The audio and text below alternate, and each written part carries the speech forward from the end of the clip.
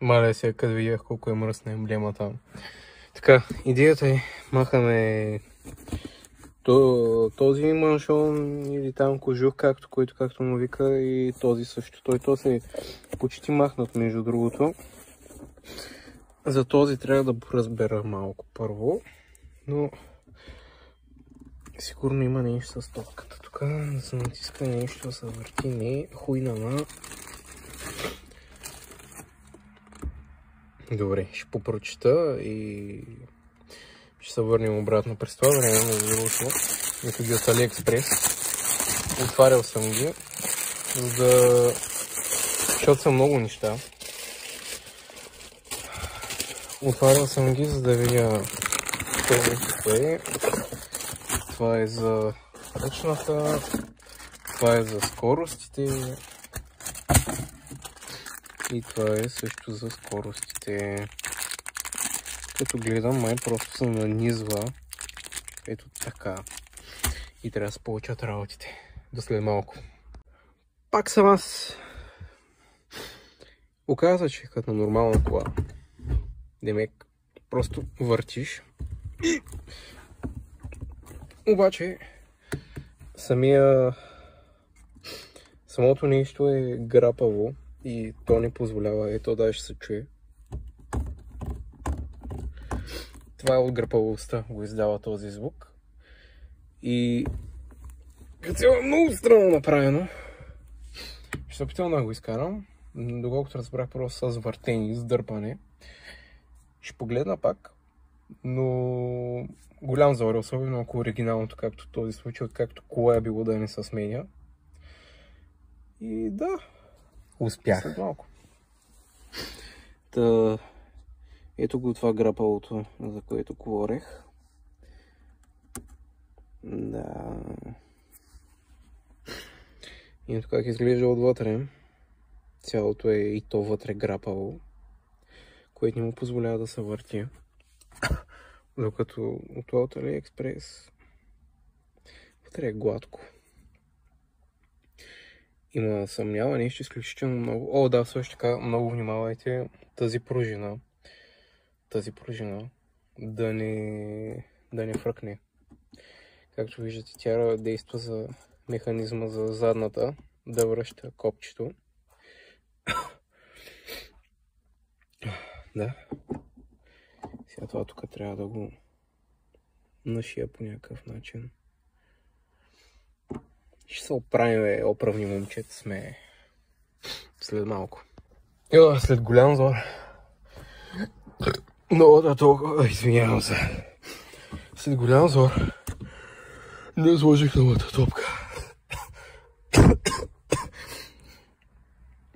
Значи натискате и въртите или наляво или надясно там, както вас ви е много удобно. Но много натискане. Продължа още малко.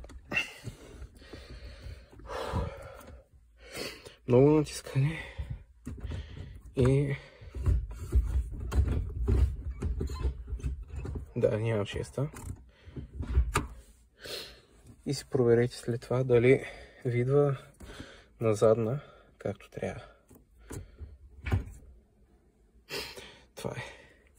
Кожуха, както обясних, го слагате обратно. По този начин. Затягайте, когато дойде тук долу, затягайте свинските опашки. Свинската опашка, да? И... да. И в обща линия това изчистите от тук буклуците. Правете като мен, аз след малко ще ги изчистя като спра камерата. И ще минаваме към трагикомичната ситуация. Така оказва, че съм го сложил правилно. Все пак сложих тук някакво найлонче да оплътня. Сега ще пробвам без него. Те сега пусната ушно на опъното. Сега няма проблем. Не, окей. Окей, много е добре. Знам, че това тук изглежда грозно. Не съм го предвидил, но Бях взел. Ето го. Предпазно средство. Все пак, за всеки случай. Което просто се нахозва. Сега въпросът е... Добре, това тук е страната с копчето.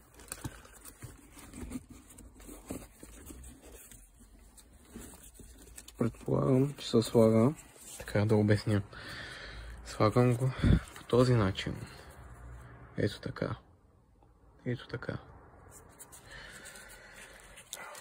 Само че за да ми е по-лесно в момента, ще дръпна ръчната. Ще направя е така. Ще го обърна. И сега продължавам. Докато не си видя шибаното копче.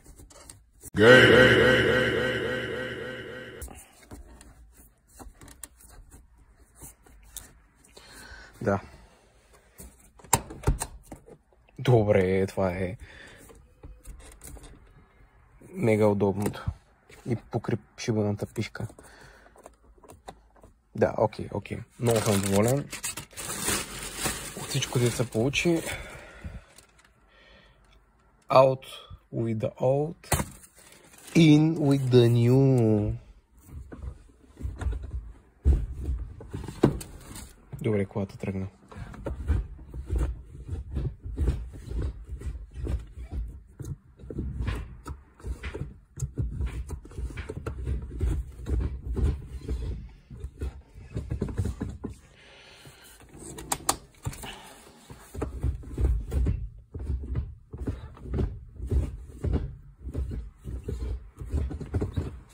Да. Мислех да правим и радиото днеска, обаче ще го оставя за утре. И ще подскажа или това, или това. Това ще ходи повече на интериора. Взел съм и такова за такова радио, защото това е оригиналното. Трябва да преправя мултиволана.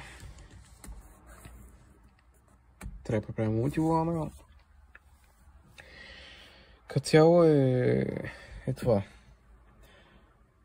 Надявам се да са научили нещо, да не повтаряте грешките ми, да се кефите на колите си, да ги обновявате, да ги освежавате. И сега примерно място, където съм пипал вола на смазните ръце, докато правих спирачките, ще ходя да я мия. И финални думи до по-късно. Out with the old, in with the new. Много яко стана. Много мешо крететно. Брат, влезнах в кафон за едни понички. Взех два спрея за колата, някакви рандом напитки, стелки и два кълъпа, брат, за колата.